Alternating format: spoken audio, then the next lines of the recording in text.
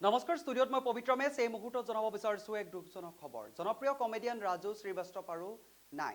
ৰাজু শ্ৰীবাস্তৱৰ দেহাৱসান ঘটিছে যেহেতু কিছুদিনৰ পৰা অসুস্থতাৰ প্ৰতি লক্ষ্য ৰাখি তেখেতক চিকিৎসালয়ত ভৰ্তি কৰি ৰখা হৈছিল শাৰীৰিক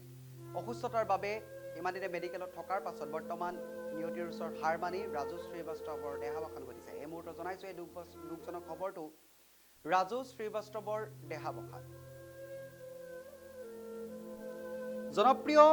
কমেডিয়ান ৰাজু শ্ৰীবাস্তৱৰ দেহাৱসান অৱশেষত মৃত্যুৰ সৈতে যুঁজি হাৰ মানিলে দেশৰ জনপ্ৰিয় কমেডিয়ান ৰাজু শ্ৰীবাস্তৱে যোৱা 10 আগষ্টৰ পৰা চিকিৎসাধীন হৈ থকা ৰাজু শ্ৰীবাস্তৱ বুধবাৰে মৃত্যু হয় মৃত্যুৰ সময়ত তেওঁৰ বয়স হৈছিল 58 বছৰ উল্লেখ্য যে জিমত ব্যায়ামৰ সময়ত বুকুত বিষৰ অনুভৱ হোৱাৰ পিছতে তেওঁক নতুন দিল্লীস্থিত এইমছত ভৰ্তি কৰোৱা হৈছিল কিন্তু ইয়াৰ পিছতে তেওঁৰ স্বাস্থ্যৰ দ্ৰুত অৱনতি ঘটে অৱশেষত বুধবাৰে তেওঁ শেষ নিশ্বাস ত্যাগ কৰে এই কথা সংবাদ মাধ্যমৰ আগত প্ৰকাশ কৰিছে ৰাজু শ্ৰীবাস্তৱৰ পৰিয়ালৰ লোকে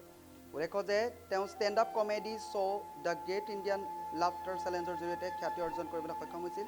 ইংৰাজী 2005 চনত দেশজুৰি ব্যাপক জনপ্ৰিয়তা অৰ্জন কৰিছিল এই অনুষ্ঠানে ইয়াৰ উপৰি তেওঁ হিন্দী চলচ্চিত্ৰ মেনে প্যাৰ কিয়া বাজিগাৰ বোম্বাই টু গোৱা ৰিমেক আৰু আমদানি আঠানি খৰচাৰো প্যাতটো অভিনয় কৰিছিল তেওঁ বিগ বছ ছিজন 3 অন্যতম প্ৰতিযোগী আছিল তেওঁ উত্তৰ প্ৰদেশৰ চলচ্চিত্ৰ উন্নয়ন পৰিষদৰ অধ্যক্ষ আছিল পুনৰবাৰ জনাইছোঁ জনপ্ৰিয় কমেডিয়ান ৰাজু